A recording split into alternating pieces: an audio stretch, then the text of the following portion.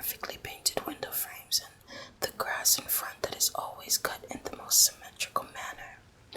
The people that live in our town are the most helpful you could ever imagine.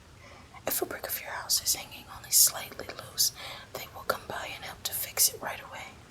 If your dog runs away, the entire neighborhood will be on the lookout.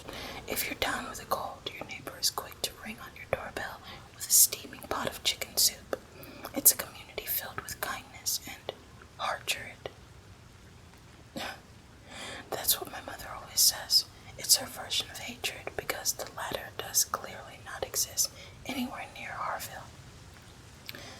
Despite that apparent perfection, I don't enjoy living here at all. I hate the appearance when deep inside I know that not everyone can be this happy and friendly all the time. I clearly know that I'm not. I haven't been ever since my father left my mother and me just the day before my 14th birthday, without saying goodbye or giving a reason. The last thing I heard of him was the big fight he had with Mom. I don't know what they talked about, just that the smashing of the door would be the last I'd hear of my dad. I imagined my mother would be sad, but she smiled nonetheless and told me how it is his own fault to voluntarily leave the most wonderful place on earth. It didn't take her long to find a replacement and get married again. Doug is even more enthusiastic than her, and it makes the bile in my stomach move up every time I talk to him. 2 years had passed already, but I still couldn't warm up to Doug being around, not because he treated me badly in any way. He was always grinning and making dumb jokes. He'd cook dinner and help with my homework. On the outside, he was acting great, but every time he was around, my gut would scream that something was awfully off about him. Admitted, I enjoyed my time in Harvey Lane when I was a child. Mom and Dad would take me to the playground and I would play until my eyes could hardly stay open anymore, and my feet were sore. That's where I met my best friend, Elias, too. He has those type of eyebrows that always made him look like a little mad, and I think as he grew up we both started to take on the anger we were missing here. Back then, though, we'd happily play all day while my parents sat on the grass with the other families to have picnics and talk about the wonderful life of Harville. If you looked at the people here, you might understand why they enjoy being here so much. There are no problems in our small town. We don't have poverty, violence, or anger. Everything is regulated, so you never have to worry, even if you're alone. Maybe the reason we never leave is that everyone that lives here is afraid of the reality of the world out there. Of course, that's only what it looks like on the outside. They don't speak about the disappearing children in public at all. At first, I was too young to understand. Every year or so, there would be whispers about another girl or boy lost without a trace. I would hear Dad speak to Mom about the dangers of Harvey Lane and feel the anxiety build up. These things happen everywhere, Marcus. You're simply more aware of it due to the contrast. It's easy to be upset by something when all you know is peace and harmony. My mother said in a melodic voice, "It's easy to be upset when our child could be next." My father responded in a stern tone. That's about the time Mom noticed that I was eavesdropping. Her smile disappeared from her face for a split second.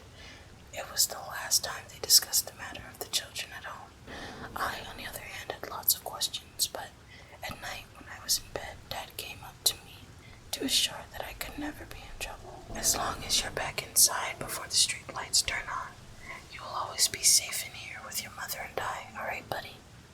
He patted my head, and moments later, I forgot all about the only dark side of Harville. That was a long time ago. I was far beyond the age of being home by dark, and I knew for a fact that my dad would not be there when I got back. Honestly, I had been trying to spend as much time away from home as I could. I wasn't exactly afraid that whoever or whatever was making children disappear would take me next. I was almost an adult by now. Besides, Elias always said those kids weren't taken. They ran away because they couldn't bear this utopia that was more shine than substance. He wasn't wrong. If it wasn't for my only friend, who was the only cynical person I knew here, I would have been long gone as well. But with him, I somehow had gotten used to the simple life we lived here. I don't know anything beyond it after all. Things were getting pretty alright considering everything. The last disappearance had been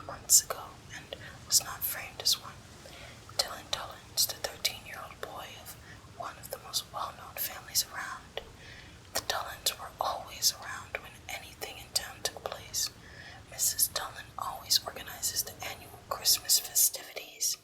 She gets the big tree for the town center, takes care of decorations, and leads the carol singers through the streets. Mr. Dullins is the head of the homeowner association. He's the one you need to talk to if you want the slightest change in town, and he'll always forbid it with the most friendly smile. They have 4 other children who are all extremely popular and pretentious. When Dylan suddenly stopped coming to school, everyone was told he was sent to a prestigious boarding school across the ocean. We know it was a lie, but nobody said a word. I think most parents were just glad their children were still around. After Dylan, we had a quiet phase concerning children, but an exciting season for Harville. There were even more festivities. The few streets with broken pavement were repaired. The town looked better than ever before, and its residents were so cheerful that it could hurt your eyes and ears. I gave up trying to talk to Mom and Doug about any of the issues. They always had different reasoning and would simply try to convince me to join a club, a neighborhood party, or the Scouts. I had stopped joining any events in town a while ago, and had tried to distance myself from my stepfather and mother as much as I could. Ignorance can be bliss until the problem comes close enough for you to worry. It started with a flicker of a street light, the way they do when the light is close to dying down. The bulb is tattered but not yet broken, a first warning sign that it needs to change. As I continued walking down the empty street to my home, I passed the lamp with a flicker and looked up. Little insects were being attracted by the slowly vanishing light before it suddenly turned dark. It didn't feel too strange, except the same thing happened a few feet further on the second light of Harvey Lane. I took a quick turn around, and the first light was shining bright.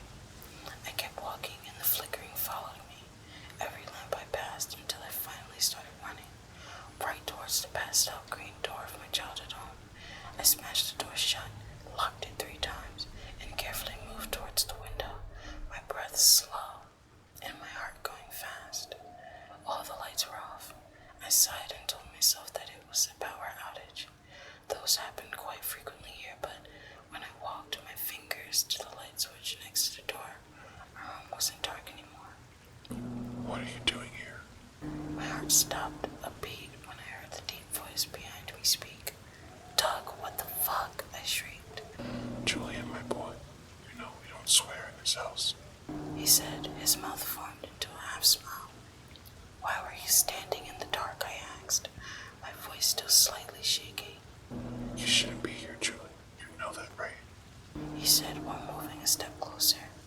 His face and voice both sounded friendly, but he was acting even stranger than normal.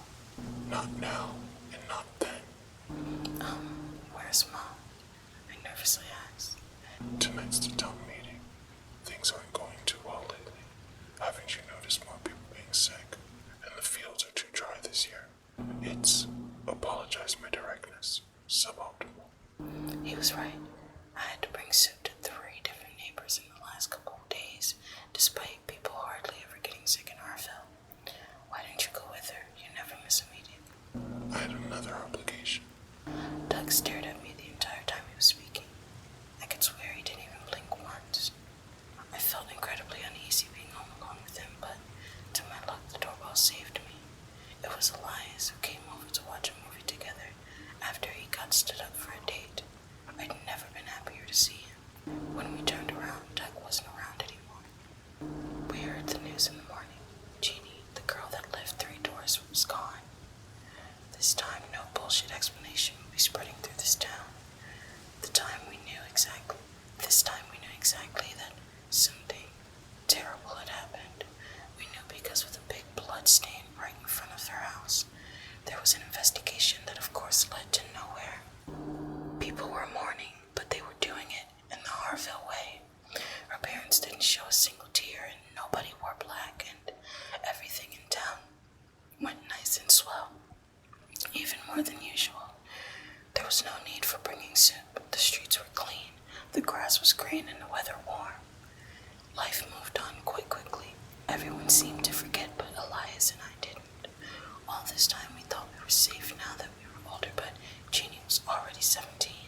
And I felt even more messed up knowing that I had been out there, right on this exact street, the same night it happened? Was it somehow connected to the street lights? The following week, Elias and I decided to do something we had never done before. We went to a town meeting. It started at 8 p.m. I knew both Mom and Doug would be there, and after last week, I had been avoiding them as much as possible, especially when I saw the big bright smile on Mom's face when she prepared scrambled eggs while nonchalantly speaking about the girl that we lived next to disappearing. I could bet I saw her eye twitch a little when she spoke about how hard it will be to clean off the blood, but that was all. We cycled down to the town hall, but made sure to leave our bikes a street further to make sure nobody would see us. Nobody under the age of 18 is allowed at the meetings. When we were sure that everybody was inside, we quickly made our way to the front hall. Maybe this was a bad idea, I whispered. Shh. Elias quietly walked up towards the door, which was open just a crack. He waved me over and I reluctantly moved closer. They're all clapping, Elias whispered as we hunched down next to the door. A big, heartfelt congratulations to the Murrays. The clapping became louder and cheering followed. The Murrays were the parents of Jeannie. We are all so happy to have you as part of our community. We know best how wonderful the honor of sacrifice is. Mr. Dolan spoke. All our families have given and we all receive, just the way it should be.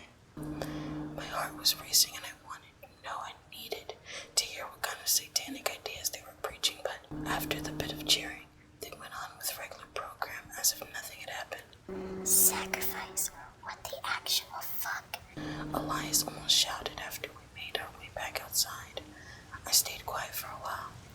I had known for a long time that something was off about the picture-perfect appearance of Harville, but just not how bad it was.